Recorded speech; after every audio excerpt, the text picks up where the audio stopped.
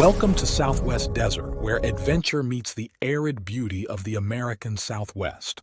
Join us as we explore the rugged landscapes, uncover hidden historical gems, and dive deep into the rich legends and culture of this iconic region.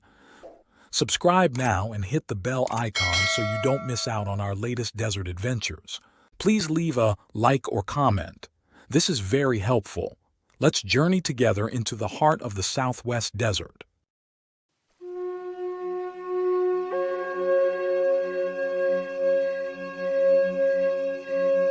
Welcome to Southwest Desert, the channel that unearths forgotten stories of the American Southwest. I'm your host, and today we're taking you on an extraordinary journey through time to explore the rise and fall of Calabasas, Arizona, a place where wild pumpkin vines once grew alongside dreams of fortune, and where the clash of cultures wrote a story in sand and stone that would span more than 2 centuries.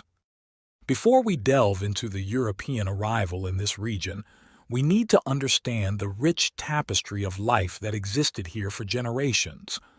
The fertile valley along the Santa Cruz River wasn't just empty space waiting to be claimed. It was home to indigenous peoples who had mastered the art of desert agriculture. Their cornfields stretched across the landscape, interspersed with patches of cultivated pumpkins that thrived in the rich soil. The land was characterized by sprawling vines of cucurbita pepo, wild gourds that would later inspire Spanish explorers to name this settlement Calabasas. But this peaceful agricultural scene was destined for dramatic change. The arrival of Apache tribes in the region marked the beginning of a conflict that would shape the destiny of this corner of the Southwest for generations to come.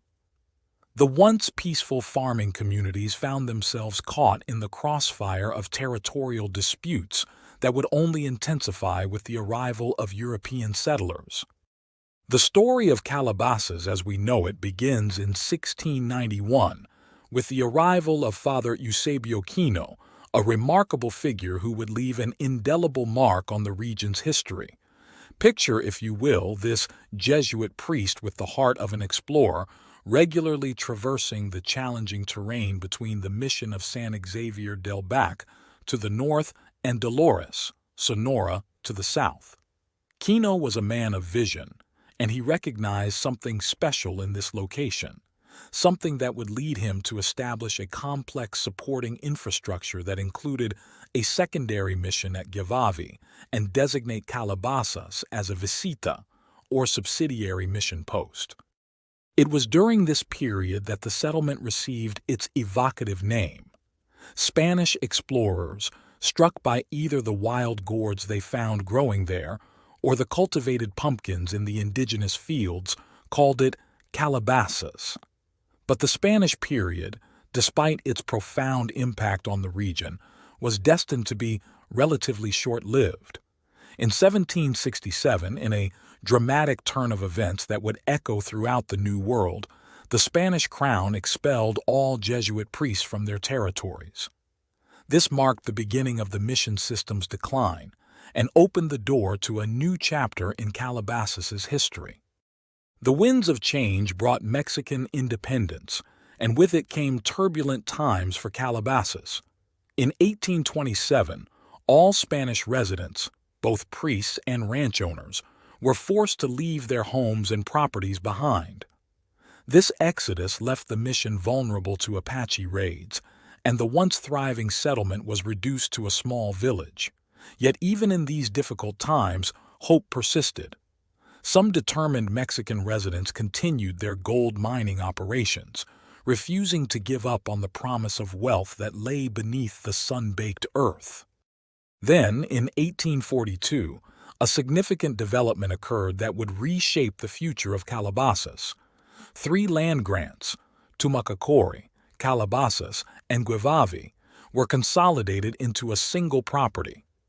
2 years later, this consolidated grant was sold to Francisco Aguilar for the remarkably low sum of $500.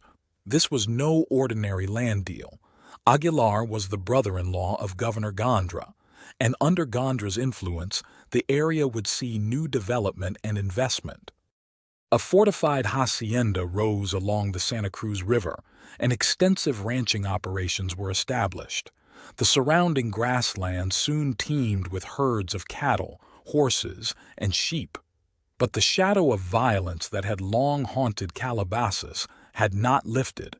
A devastating Apache raid saw all the livestock stolen and several Mexican residents killed, forcing the survivors to flee. It seemed Calabasas was destined to become yet another abandoned settlement in the vast Arizona territory. But the story wasn't over. Far from it. The year 1854 marked the beginning of American control in the region, and with it came new eyes that saw fresh potential in the old mission settlement. American dragoons, documenting the area for the first time, were struck by the haunting ruins of the old church. They noted its altar and bell still standing as silent witnesses to its former glory. It was during this period that one of the most remarkable chapters in Calabasas's history unfolded, the story of Peter Brady's defense of the settlement. Picture this dramatic scene. Brady, coordinating a diverse defense force of 10 of his own men, 60 Mexican dragoons, and 40 Apache mansos, peaceful Apaches, successfully defending the settlement against 200 hostile Apache warriors. It was a moment that seemed to promise a new era of cooperation and prosperity, a glimpse of what might be possible when different cultures work together rather than against each other. However, the outbreak of the Civil War in 1861 saw U.S. troops withdrawn from the area, once again leaving it vulnerable to Apache attacks. In 1864, J. Ross Brown published an assessment in Harper's Magazine that painted a tantalizing picture of what Calabasas could become. Rich soil, adequate irrigation, and nearby copper and gold mines all promised potential prosperity. But his report also documented the ongoing Apache threats, including the haunting story of Mrs. Page's capture, a stark reminder of the dangers that still lurked in the shadows of this frontier settlement.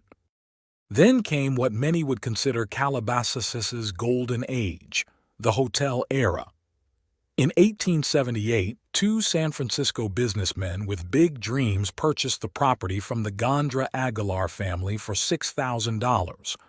John H. Curry, a former judge, and Charles P. Sykes, a newspaper publisher, saw beyond the ruins and the dangers to envision something grand. Under the supervision of O.W. Atkinson, a magnificent two-story brick structure rose from the desert soil, with the bricks manufactured right on site. The grand opening in October 1882 was a spectacle to behold.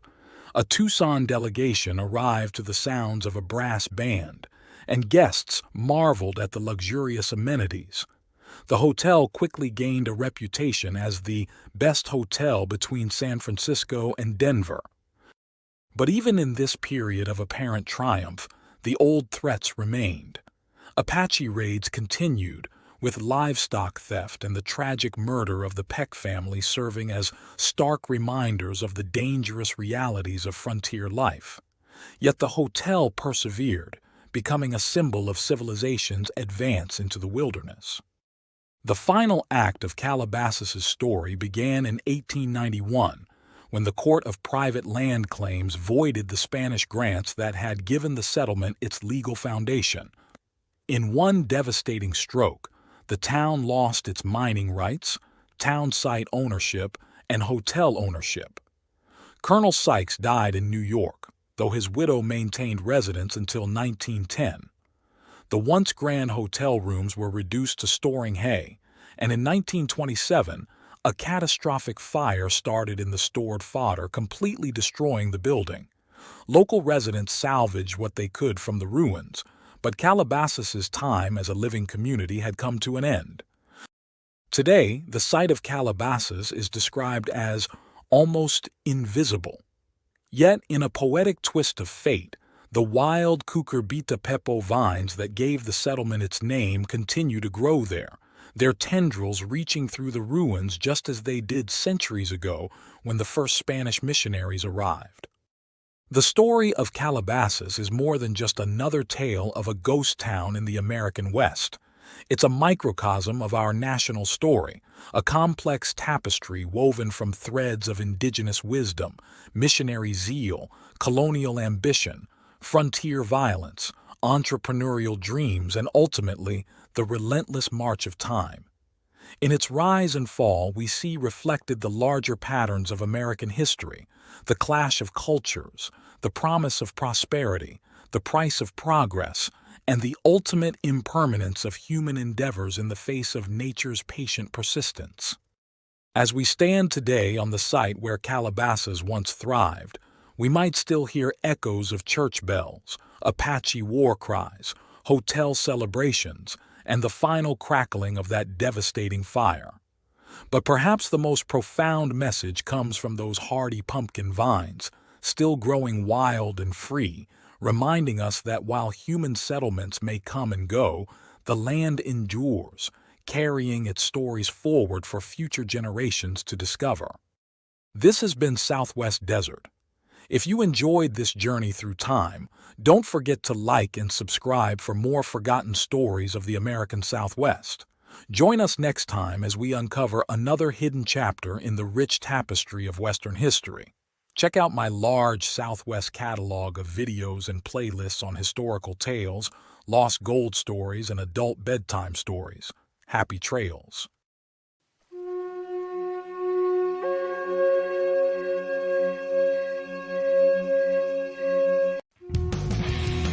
Thanks for watching. If you enjoyed this video, don't forget to like, comment, share, and subscribe for more great content. Hit the notification bell so you never miss an update. See you in the next video.